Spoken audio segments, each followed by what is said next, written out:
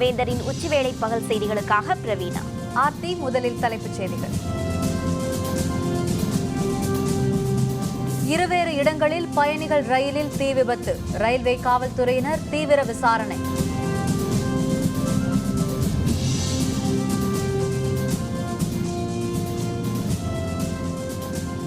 மீனவர்களை பழங்குடியினர் பட்டியலில் சேர்க்க வேண்டும். திமுக தலைவர் கருணாநிதி வலியுறுத்தல்.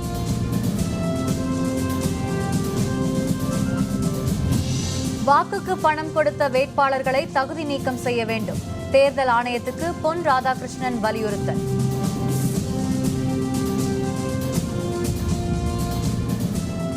நள்ளிரவுடன் முடிவடைகிறது மீன்பிடி தடைக்காலம். மீன்வரத்து அதிகரிப்பால் விலை குறையும் வாய்ப்பு.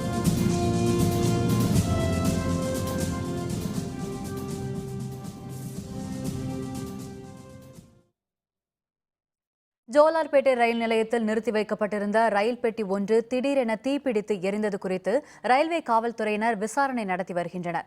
வேலூர் மாவட்டம் ஜோலார்பேட்டை ரயில் நிலைய பணிமனை அருகே அதிகாலை 5 மணிக்கு பெங்களூரு செல்லவிருந்த ரயில் நிறுத்தி வைக்கப்பட்டிருந்தது. அதிகாலை 4 மணிக்கு அந்த ரயிலின் ஒரு பெட்டி திடீரென தீப்பற்றி எரிந்ததால் அது குறித்து ரயில்வே காவல்துறையினருக்கு தகவல் தெரிவிக்கப்பட்டது. காவல்துறையினரும் தீயணைப்புத் துறையினரும் மற்ற பெட்டிகளுக்கு தீ பரவாத வகையில் விரைந்து தீயை அணைத்தனர். ரயில் புறப்படுவதற்கு 1 மணி நேரம் முன்பு தீ விபத்து ஏற்பட்டதால் பெரும் அசம்பாவிதம் தவிர்க்கப்பட்டது.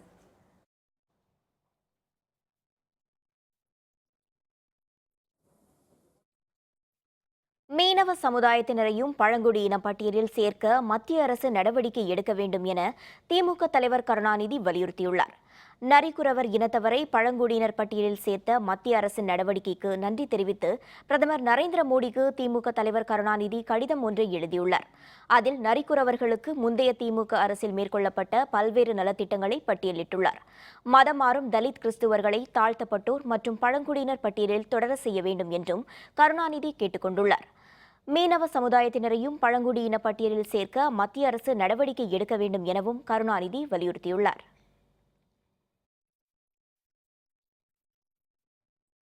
அரவக்குறிச்சி, தஞ்சாவூர் தொகுதிகளில் வாக்காளர்களுக்கு பணம் கொடுத்த வேட்பாளர்களை தகுதி நீக்கம் செய்ய வேண்டும் என மத்திய இணையமைச்சர் பொன் ராதாகிருஷ்ணன் தெரிவித்துள்ளார். சென்னை விமான நிலையத்தில் செய்தியாளர்களுடன் பேசிய அவர், அரவக்குறிச்சி, தஞ்சாவூர் தொகுதிகளில் தேர்தல் ரத்து செய்யப்பட்டதை வரவேற்பதாக தெரிவித்தார். மேலும் பணம் பட்டுவாடாவில் ஈடுபட்டதாக கூறப்படும் வேட்பாளர்களை தகுதி நீக்கம் செய்வதன் மூலம் இனிவரும் காலங்களில் இத்தகைய செயல்கள் நடைபெறாது எனவும் அவர் குறிப்பிட்டார். என்னை பொறுத்தவரைக்கும் பணம் கொடுத்த வேட்பாளர்கள் தகுதி நீக்கம் செய்யப்பட்டிருக்க வேண்டும். அப்படி செய்திருந்தால்தான் இது போன்ற செயல்பாடுகள் வருங்காலத்தில் நடப்பதற்கான வாய்ப்புகள் இல்லாமல் இருந்திருக்க முடியும். இதுதான் நான் எதிர்பார்த்தேன். இதுதான் செய்திருக்க வேண்டும். கரூர் அருகே பயணிகள் ரயிலில் நேரிட்ட தீ விபத்து தொடர்பாக ரயில்வே காவல்துறையினர் விசாரணை மேற்கொண்டுள்ளனர். கரூர் திருச்சி பயணிகள் ரயில் இன்று காலை 7 மணியளவில் திருச்சியிலிருந்து புறப்பட்டது. குளித்தலை அருகே உள்ள வீரராக்கியம் என்ற இடத்தில் ரயில் வந்து கொண்டிருந்த போது ரயில் பெட்டி ஒன்றில் புகை வந்தது. இதனை கண்ட ரயில் ஓட்டுநர் ரயிலை நிறுத்தியவுடன் அவசரமாக ரயில் பெட்டியிலிருந்து பயணிகள் வெளியேற்றப்பட்டனர். இதனால் பயணிகளுக்கு எவ்வித பாதிப்பும் ஏற்படாமல் தவிர்க்கப்பட்டது. சம்பவ இடத்திற்கு வந்த தீயணைப்புத் துறையினர் போராடி தீயை கட்டுக்குள் கொண்டு வந்தனர். பயணிகள் ரயில் விபத்து தொடர்பாக ரயில்வே காவல்துறையினர் விசாரணை மேற்கொண்டுள்ளனர். விபத்து காரணமாக அந்த வழித்தடத்தில் ரயில் போக்குவரத்து பல மணி நேரம் பாதிக்கப்பட்டது.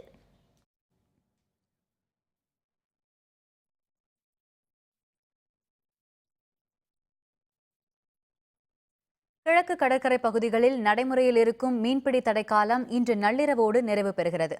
வேறு பகுதிகளிலிருந்துதான் சென்னைக்கு மீன்கள் கொண்டுவரப்படுகின்றன என்பதால் மீன்களின் விலைகள் தொடர்ந்து உச்சத்திலேயே இருக்கின்றன. இது பற்றிய விரிவான தகவல்களை தருகிறார் நமது செய்தியாளர் புவனேஸ்வரி. மீன்பிடி தடைக்காலம் இன்றுடன் நிறைவடைகிறது. மீன்பிடி தடைக்காலம் கடந்த ஏப்ரல் மாதம் 15ஆம் தேதி தொடங்கியது. அதனை அடுத்து 45 நாட்கள் கழித்து இன்றுடன் நிறைவடைகிறது. இதனை அடுத்து இன்று நள்ளிரவு முதல் மீனவர்கள் மீன்பிடிக்க கடலுக்கு செல்வார்கள். அது மட்டுமல்லாமல் இந்த 45 நாட்கள் மீன் விலையானது அதிகமாக இருந்தது. குறிப்பாக 700 ரூபாயிலிருந்து 1400 ரூபாய் வரை மீன்கள் விற்பனையாக தொடங்கின.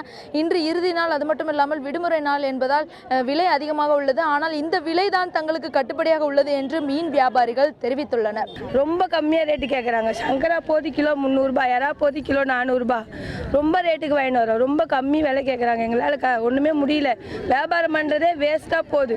மீனவர்கள் கடலுக்கு சென்று திரும்ப வருவதற்கு ஒரு வாரம் அல்லது 15 நாட்கள் ஆகும் என்பதால் மீன் விலையானது படிப்படியாக குறையும் என்று எதிர்பார்க்கப்படுகிறது. வேந்தர் செய்திகளுக்காக நொச்சிக்குப்பத்திலிருந்து ஒளிப்பதிவாளர் விஜயுடன் புவனேஸ்வரி. புதுச்சேரி மாநிலத்தின் வளர்ச்சிக்காக பாடுபட உள்ளதாக புதுச்சேரி முதல்வராக தேர்வு செய்யப்பட்டுள்ள நாராயணசாமி தெரிவித்துள்ளார். சென்னை கோபாலபுரத்தில் திமுக தலைவர் கருணாநிதியை சந்தித்து ஆசி பெற்ற அவர் பின்னர் செய்தியாளர்களுடன் பேசினார். புதுச்சேரியில் இளைஞர்களுக்கு வேலைவாய்ப்புகளை ஏற்படுத்தி தரவும் சட்டம் ஒழுங்கை கட்டுக்குள் வைத்திருக்கவும் பாடுபட உள்ளதாக நாராயணசாமி குறிப்பிட்டார்.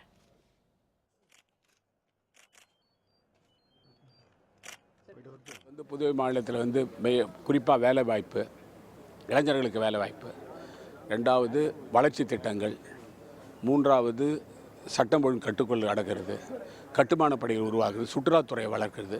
இதுதான் எங்களுடைய முக்கிய திட்டம். அந்த திட்டத்தின் அடிப்படையில் நாங்கள் செயல்படுறோம். இப்போ மரியாதைக்குரிய டாக்டர் கலைஞர் அவர்களை சந்தித்து புதுவை மாநிலத்தில் காங்கிரஸ் திராவிட முன்னேற்ற கழக கூட்டணியானது சிறப்பான ஆட்சியை தருவதற்கு உங்களுடைய தலைவருடைய ஆசி வேண்டும் என்று கேட்டு அவர் ஆசீர்வாதம் பண்ணி அனுப்பினார். புதுச்சேரி மாநிலத்தின் துணைநிலை ஆளுநராக கிரண்பேடி இன்று மாலை பதவியேற்க உள்ளார். அவருக்கு சென்னை உயர்நீதிமன்ற தலைமை நீதிபதி எஸ்.கே. கவுல் பதவி பிரமாணம் செய்து வைக்கிறார்.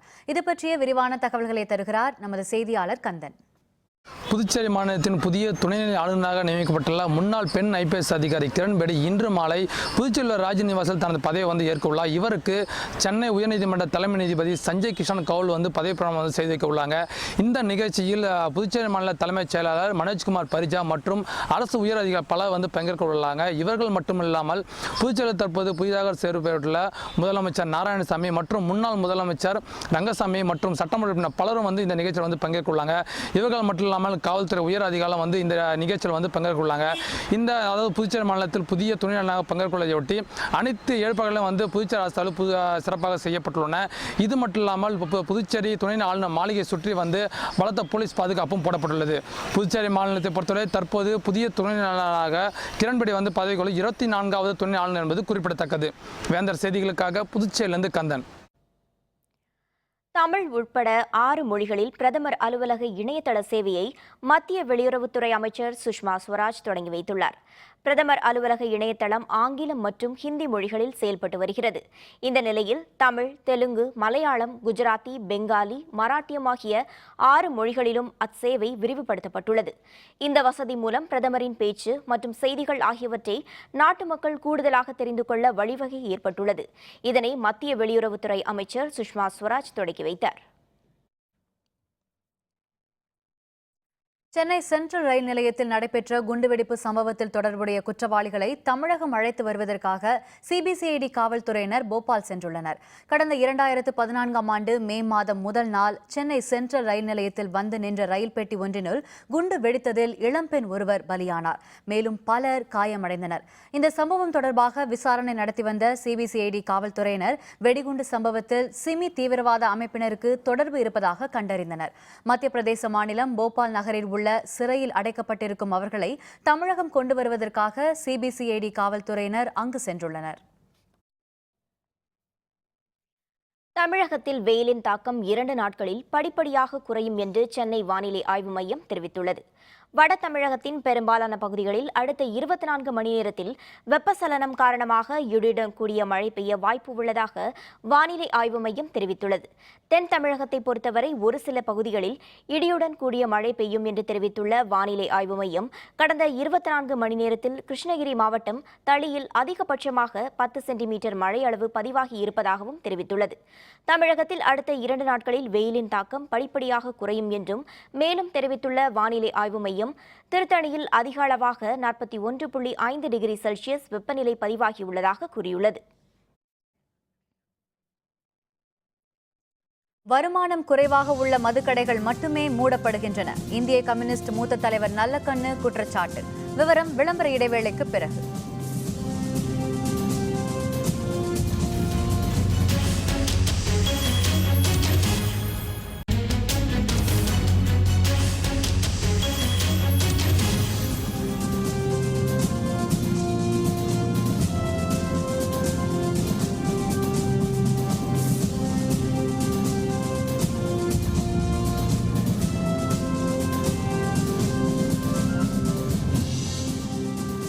தொடர்கின்றன. வருமானம் குறைவாக உள்ள மதுக்கடைகள் மட்டுமே மூடப்படுவதாக இந்திய கம்யூனிஸ்ட் கட்சியின் மூத்த தலைவர் நல்லக்கண்ணு குற்றம் சாட்டியுள்ளார்.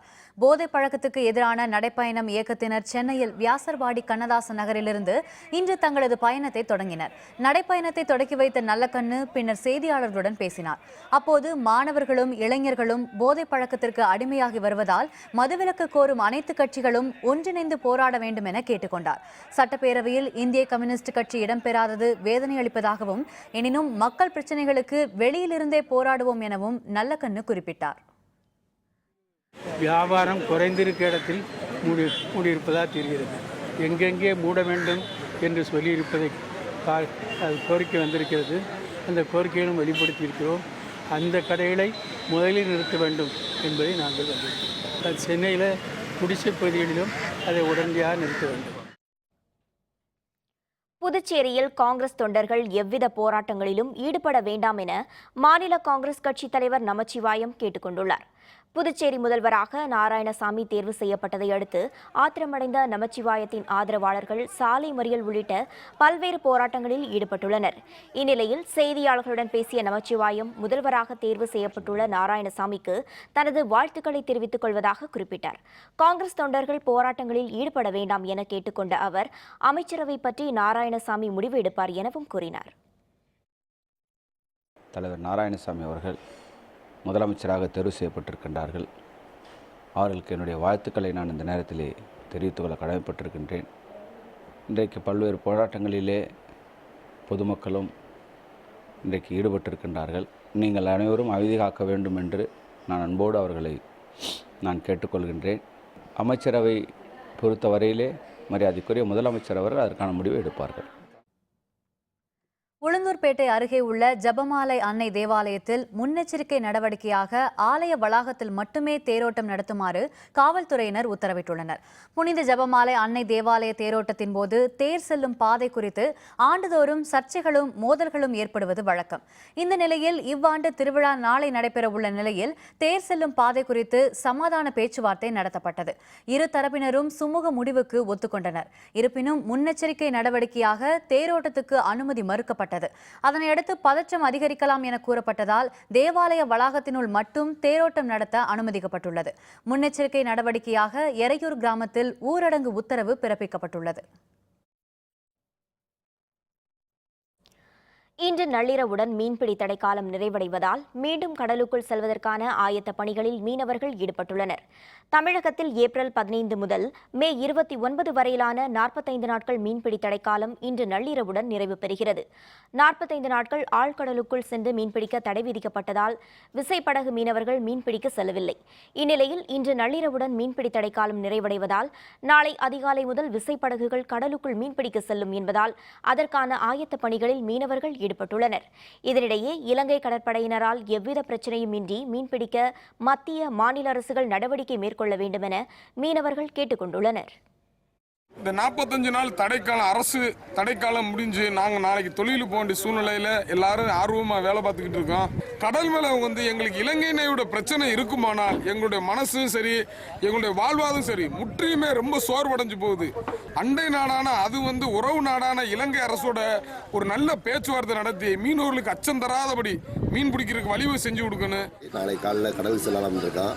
எல்லாம் நிறைய காசு டீசல்லாம் செலவு பண்ணி கடலுக்கு போகிறோம். ஆனால் சில அச்சத்தோடு போயிட்டு இருக்கோம். நேய் பிரச்சனைலாம் இல்லாமல் நல்ல ரால்பாடு இதுக்கு வந்துச்சுன்னா ரொம்ப சந்தோஷமாக இருக்கும். அக்னி நட்சத்திரம் நிறைவடைந்த நிலையில் திருநெல்வேலியில் வெயிலின் தாக்கம் குறையாததால் மக்கள் பெரும் சிரமத்திற்கு ஆளாகியுள்ளனர். அக்னி நட்சத்திரம் மே 4ஆம் தேதி தொடங்கி நேற்றுடன் நிறைவடைந்தது. தமிழகத்தின் பல பகுதிகளில் வெயிலின் தாக்கம் குறைந்துள்ள நிலையில் திருநெல்வேலியில் தொடர்ந்து அதிகரித்து காணப்படுகிறது.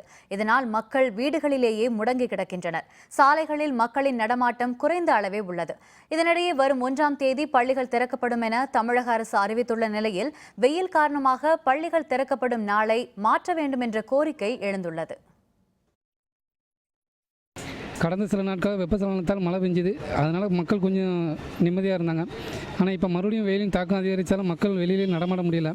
அடுத்த வாரத்துலேருந்து ஸ்கூல் வேறு திறக்காங்க. அதெல்லாம் கொஞ்சம் கவனத்தில் கொண்டு அரசு பள்ளிகள் மட்டும் எல்லா பள்ளிகளையுமே ஒரு வாரம் தள்ளி திறந்த நல்லாயிருக்கும். வெயில் தாக்கம் தமிழ்நாடு முழுக்க அதிகமான முறையில் இருக்குது. உச்சி குளிர் மட்டும் உச்சி கொதிக்குது. அதே மாதிரி இந்த கோடை விடுமுறை மட்டும் பிள்ளைகளுக்கு ஸ்கூல் திறக்கிறது கொஞ்சம் தள்ளி திறந்தாக்க நல்லாயிருக்கும். பிள்ளைகளும் கொஞ்சம் சுகமான முறையில் வீட்டில் இருந்து பிள்ளைகள் பெற்றவங்க பராமரிச்சுக்குவாங்க. ஒரு 10-15 நாள் தள்ளி பிள்ளைகள் கூட பள்ளிக்கூடத்தை திறந்தாக்க சந்தோஷமாக இருக்கும். விருதுநகர் மாவட்டத்தில் கைத்தறித்துறை சார்பில் பள்ளி மாணவர்களுக்காக 60.15 லட்சம் மீட்டர் சீருடை தயாரிப்பு பணிகள் தீவிரமாக நடைபெற்று வருகிறது. தமிழக அரசின் கைத்தறித்துறை சார்பில் நெசவாளர் கூட்டுறவு சங்கங்கள் மூலம் இலவச வேட்டி சேலை பள்ளி சீருடைகள் நெசவு செய்யப்படுகிறது.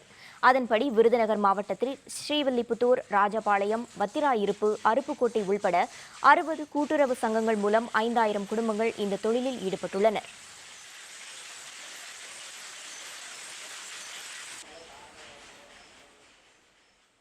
பள்ளி சீருடை வேண்டிக்காக உற்பத்தி திட்டம் கொடுக்கப்பட்டிருக்கிறது. அதுவும் தொடர்ந்து வேலைவாய்ப்பு கொடுத்து வேலையேறி சரக்கு எந்தவித தங்கு தடை இல்லாமல் போயிட்டு இருக்குது. நூறு இந்த இடமும் தங்கு தடை இல்லாமல் கிடைக்கிறது. பணமாக நாங்கள் கடனுக்கு எடுத்து கடனை அவங்க கழிச்சுக்கிறாங்க. எந்த சங்கத்துக்கும் பண நெருக்கடியோ எதுவும் இல்லாதபடி சங்க நடைமுறை உற்பத்தி ஆகிட்டு இருக்குது. கோடை விடுமுறை முடிய உள்ள நிலையில் புகழ்பெற்ற சுற்றுலா தலமான கன்னியாகுமரியில் பல்வேறு பகுதிகளைச் சேர்ந்த ஏராளமான சுற்றுலா பயணிகள் குவிந்த வண்ணம் உள்ளனர். உலக சுற்றுலா தலமான கன்னியாகுமரியில் கோடைக்கால சீசனை ஒட்டி ஆண்டுதோறும் கேரளம், கர்நாடகம், ஆந்திரம், கர்நாடகா மற்றும் வட மாநிலங்களைச் சேர்ந்த சுற்றுலா பயணிகள் வருகை அதிகமாக இருக்கும். இந்நிலையில் இந்த ஆண்டு கோடை வெயிலின் தாக்கம் வழக்கத்திற்கு மாறாக முன்கூட்டியே அதிகரித்ததை அடுத்து சுற்றுலா பயணிகளின் வருகை குறைந்து காணப்பட்டது. தற்போது வெயிலின் தாக்கம் குறைந்துள்ளதை அடுத்து முக்கடல் சங்கமிக்கும் கன்னியாகுமரியில் சூரிய உதயத்தை காண்பதற்காக சுற்றுலா பயணிகள் வருகை அதிகரித்துள்ளது.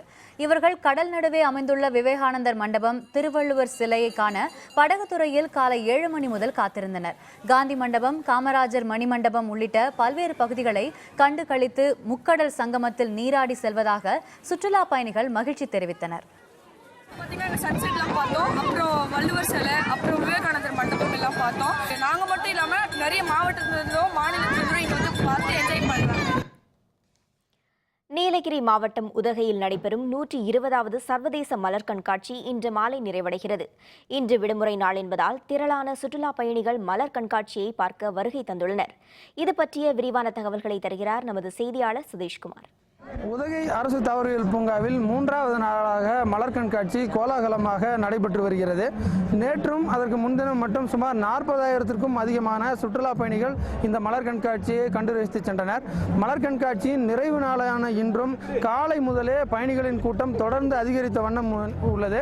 தற்பொழுது இதமான கால்நிலை நிலவி வரக்கூடிய சூழலில் தொடர்ந்து வரக்கூடிய பயணிகள் பல்வேறு வகையான வண்ண மலர்களையும் மேலும் மலர்களால் உருவாக்கப்பட்ட வடிவமைப்புகளையும் கண்டு ரசித்து செல்கின்றனர். நிறைவு நாளான இன்று வெளியூரிலிருந்து மட்டுமல்லாது நீலகிரி மாவட்டத்தில் உள்ள உள்ளூர் மக்களும் அதிக அளவு இந்த மலர் கண்காட்சியை காண குவிந்த வண்ணம் உள்ளனர். இதனால் பூங்காவே மக்கள்களாலும் மலர்களாலும் நிறைந்து காணப்படுகிறது.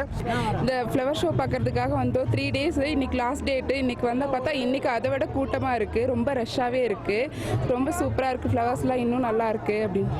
ஆக்சுவலி இங்கே கிளைமேட் ரொம்ப சூப்பராக இருக்குது, ரொம்ப அழகான பூக்கள் நிறைய பார்த்துருக்கோம். தென் வந்து கும்பல் ரொம்ப ஜாஸ்தியாக இருக்குது, ரூம்ஸ் அவைலபிலிட்டி ரொம்ப கம்மியாக தான் இருக்குது. தென் வந்து thousands of flowers மேலேயே இருக்குது, நிறைய பீப்புள்ஸ் வந்திருக்காங்க.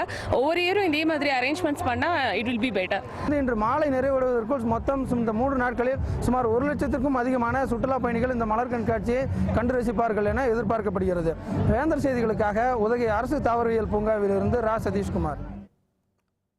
திண்டுக்கல்லில் நடைபெற்ற கோவில் திருவிழாவில் பக்தர்கள் தங்கள் தலையில் தேங்காய் உடைத்து நேர்த்திக்கடன் செலுத்தினர். திண்டுக்கல் மாவட்டம் வேடசந்தூர் அருகே நாகம்பட்டியில் உள்ள அருள்மிகு கருப்பணசாமி கோவிலில் ஒவ்வொரு ஆண்டும் வைகாசி மாதம் திருவிழா நடைபெறுவது வழக்கம். இந்த ஆண்டு திருவிழாவில் பாரம்பரிய முறைப்படி சேர்வை ஆட்டமாடி ஆண்கள், பெண்கள் என 50க்கும் மேற்பட்ட பக்தர்கள் தங்கள் தலையில் தேங்காய் உடைத்து நேர்த்திக்கடன் செலுத்தினர். இந்த விழாவில் மாவட்டத்தின் பல்வேறு பகுதிகளில் இருந்தும் ஆயிரக்கணக்கான பக்தர்கள் கலந்து கொண்டனர்.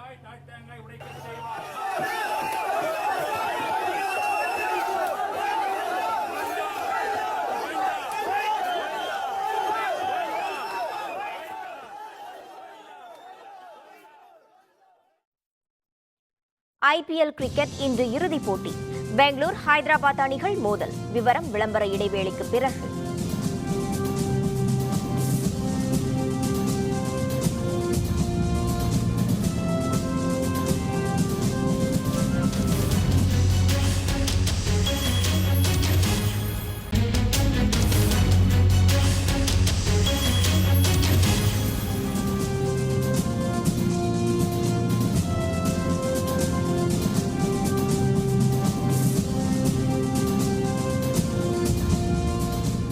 செய்திகள் தொடர்கின்றன. இனி அயலக செய்திகள்.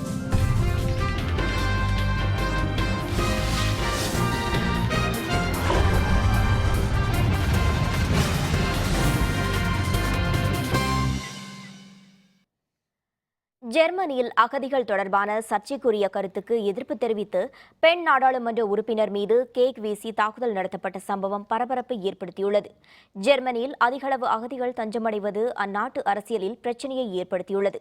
அகதிகளின் வருகை பற்றி கருத்து தெரிவிக்கும் அரசியல் தலைவர்கள் மீது அண்மை காலமாக தாக்குதல் நடத்தப்பட்டு வருகிறது. இந்நிலையில் அந்நாட்டு பெண் நாடாளுமன்ற உறுப்பினரான சஹ்ரா வேகனெட் மீது எதிர்ப்பாளர் ஒருவர் கேக் வீசி தாக்குதல் நடத்தினார். கட்சி கூட்டத்தில் சஹ்ரா பங்கேற்றிருந்த போது அங்கு திடீரென நுழைந்த அந்த நபர் அவர் மீது கேக்கை வீசி அடித்தார். இதையடுத்து அதிர்ச்சியடைந்த காவலர்கள் அந்த நபரை சுற்றி வளைத்து கைது செய்தனர். அகதிகளின் எண்ணிக்கை தொடர்பான சர்ச்சைக்குரிய கருத்தை தெரிவித்ததற்காக தாக்குதல் நடத்தப்பட்டதாக தகவல்கள் தெரிவிக்கின்றன.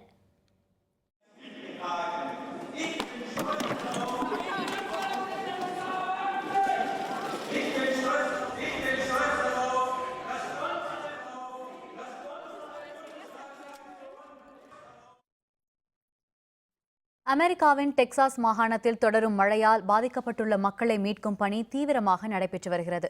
அமெரிக்காவின் டெக்சாஸ் மாகாணத்தின் பல்வேறு பகுதிகளில் கடந்த சில நாட்களாக கனமழை பெய்து வருகிறது. இதனால் தாழ்வான பகுதிகளை வெள்ள நீர் சூழ்ந்தது. புயல் காரணமாக சாலையோரங்களில் இருந்து மரங்களும் மின் கம்பங்களும் வேரோடு சாய்ந்தன. இதனால் மின்சாரம் துண்டிக்கப்பட்டதால் மக்களின் இயல்பு வாழ்க்கை பெரிதும் பாதிக்கப்பட்டுள்ளது. மழைக்கு இதுவரை ஒருவர் பலியானதாகவும் 3 பேர் காணாமல் போனதாகவும் அறிவிக்கப்பட்டுள்ளது. இதனிடையே வெள்ளம் சூழ்ந்த பகுதிகளிலிருந்து பாதிக்கப்பட்ட மக்களை மீட்கும் பணிகள் தீவிரப்படுத்தப்பட்டுள்ளது. அவர்களை பாதுகாப்பான இடங்களுக்கு அழைத்துச் சென்று வேண்டிய உணவு, உடை உள்ளிட்டவைகளை வழங்க ஏற்பாடு செய்யப்பட்டுள்ளது. இதனிடையே மழை தொடரும் என அந்நாட்டு வானிலை ஆய்வு மையம் அறிவித்துள்ளது குறிப்பிடத்தக்கது.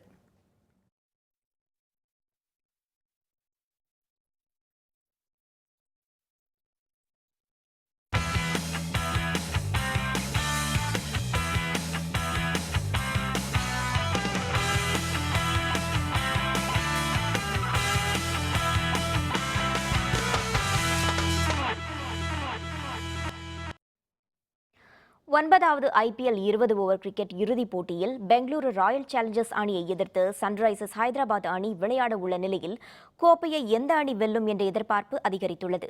9வது IPL 20 ஓவர் கிரிக்கெட் போட்டிகள் கடந்த மாதம் 9ஆம் தேதி தொடங்கியது. 8 அணிகள் பங்கேற்ற இந்த போட்டியில் கடந்த 22ஆம் தேதியுடன் லீக் ஆட்டங்கள் முடிவடைந்தன.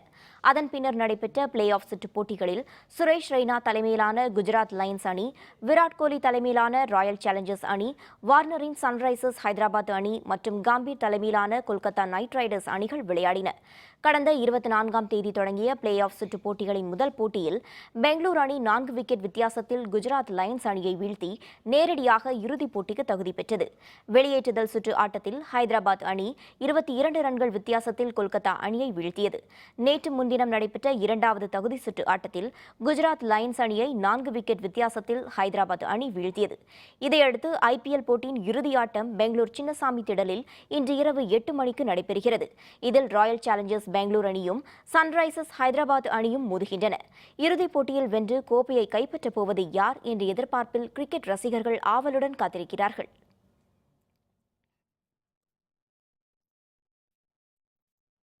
மொனாக்கோவில் நடைபெற்ற ஃபார்முலா 1 கார் பந்தயத்தில் ஆஸ்திரேலிய வீரர் டேனியல் ரிக்கியார்டோ முதலிடம் பிடித்தார். ஃபார்முலா 1 கார் பந்தயம் மொனாக்கோவின் மான்கார்லோவில் நடைபெற்றது. இதில் உலகின் முன்னணி வீரர்கள் பங்கேற்றனர். போட்டியில் தொடக்க முதலே சிறப்பாக காரை இயக்கிய ஆஸ்திரேலிய வீரர் டேனியல் ரிக்கியார்டோ முதலிடத்தை பிடித்தார். 1 நிமிடம் 13 வினாடிகளில் அவர் பந்தய தொலைவை கடந்து அசத்தினார். இவருக்கு அடுத்தபடியாக மெர்சிடஸ் அணி வீரரும் ஜெர்மனியைச் சேர்ந்தவருமான நிக்கோ ரோஸ்பெர்க் 2வது இடத்தை பிடித்தார். 3வது இடத்தை மெர்சிடஸ் அணி வீரரும் பிரிட்டனைச் சேர்ந்தவருமான லிவிஸ் ஹாமில்டன் பெற்றார்.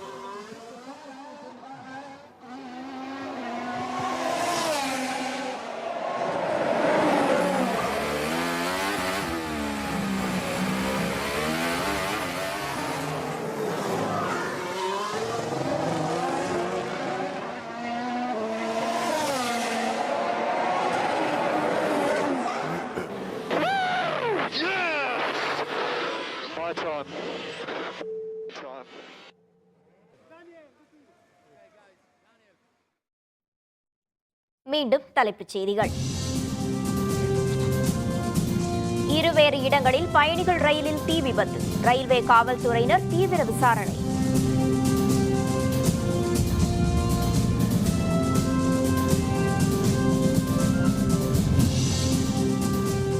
மீனவர்களை பழங்குடியினர் பட்டியலில் சேர்க்க வேண்டும். திமுக தலைவர் கருணாநிதி வலியுறுத்தல்.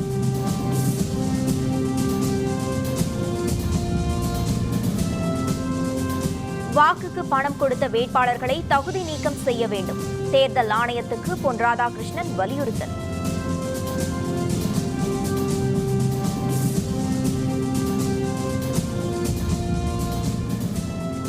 நள்ளிரவுடன் முடிவடைகிறது மீன்பிடி தடைக்காலம். மீன்வரத்து அதிகரிப்பால் விலை குறையும் வாய்ப்பு.